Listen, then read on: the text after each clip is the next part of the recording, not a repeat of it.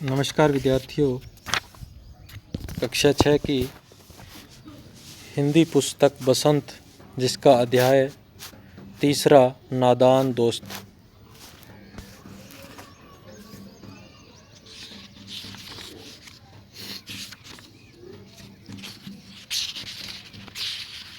चलिए पाठ प्रारंभ करते हैं।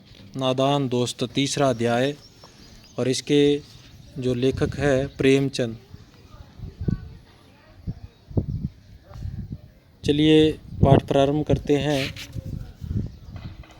नादान दोस्त। केशव के घर कॉर्निश के ऊपर एक चिड़िया के अंडे दिए थे।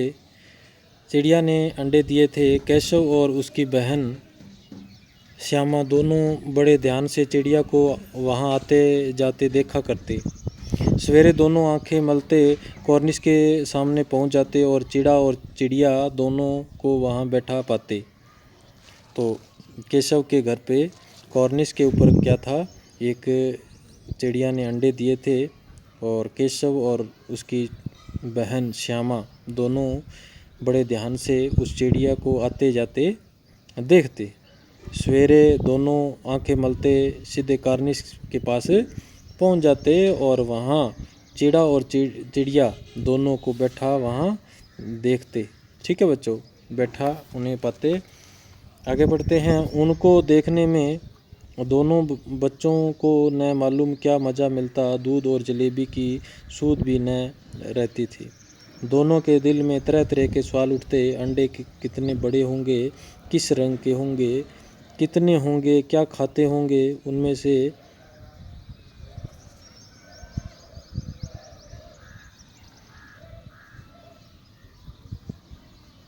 क्या खाते होंगे, उनमें से बच्चे किस तरह निकल आएंगे, बच्चों के पर कैसे निकलेंगे, घोंसला कैसा है। लेकिन इन बातों का जवाब देने वाला कोई नहीं। न अम्मा को घर के काम धंधों से फुर्सत थी, न बाबूजी को पढ़ने लिखने से। दोनों बच्चे आपस में ही सवाल जवाब करके अपने दिल को तसल्ली दे लिया करते थे। तो बच्चों, दोनों के मन में यह सवाल उठते कि अंडे कितने होंगे, किस रंग के होंगे, और वो अंडे क्या खाते होंगे, कैसे निकलेंगे, और उनके पर कैसे निकलेंगे, कैसा घोंसला होगा।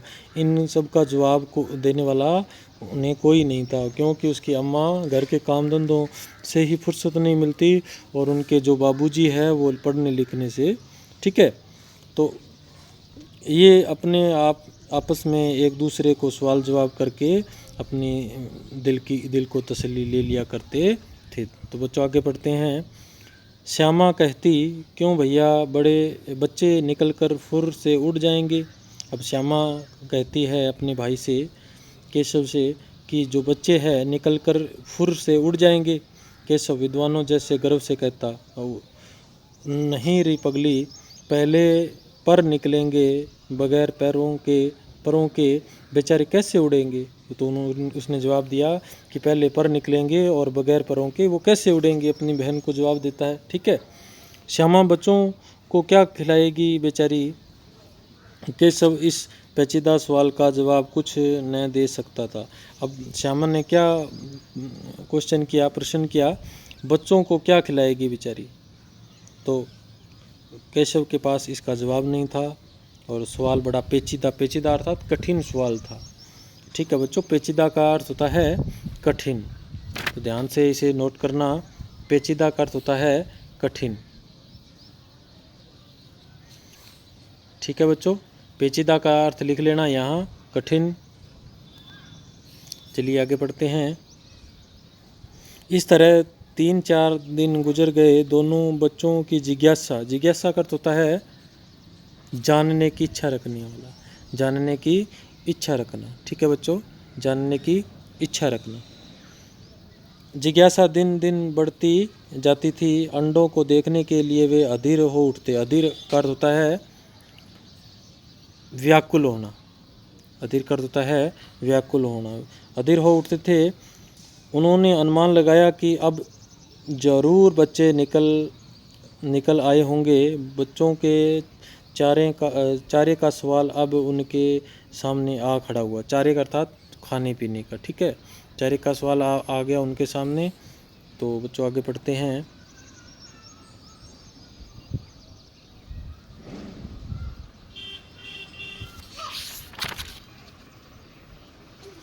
चिड़िया बेचारी इतना दाना कहाँ पाएगी कि सारे बच्चों का पेट भरे।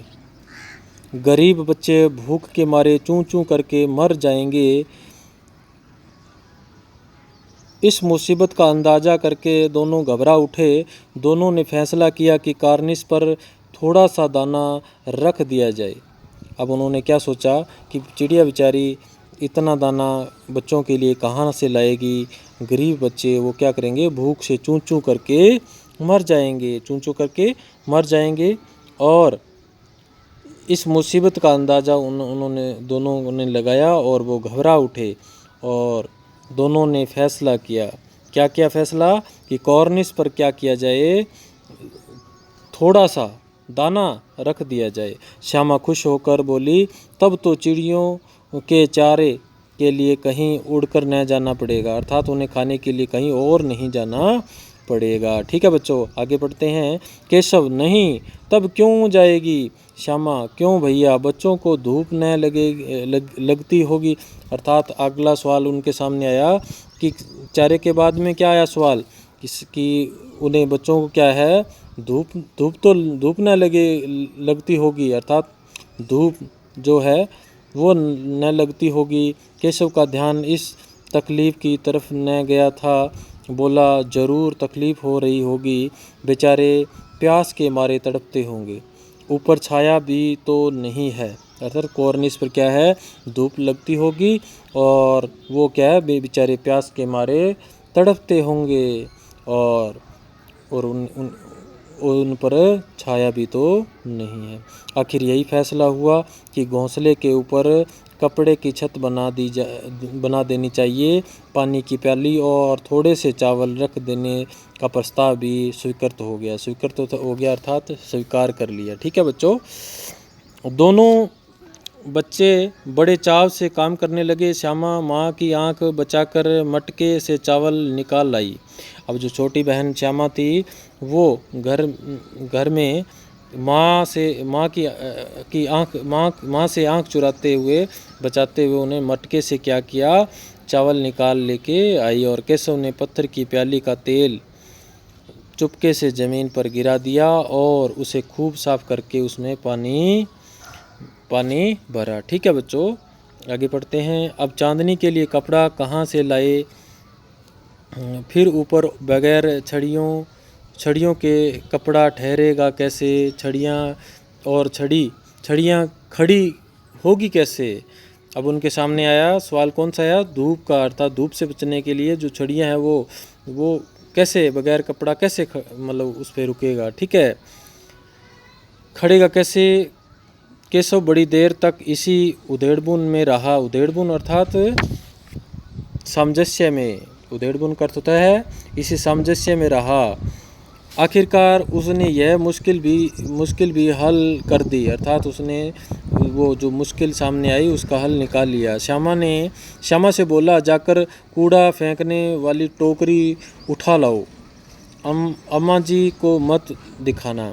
श्यामा, वह तो बीच से फटी हुई है, उसमें से धूप न आएगी, अर्थात वो टोकरी है वो भी क्या है, बीच से फटी हुई है।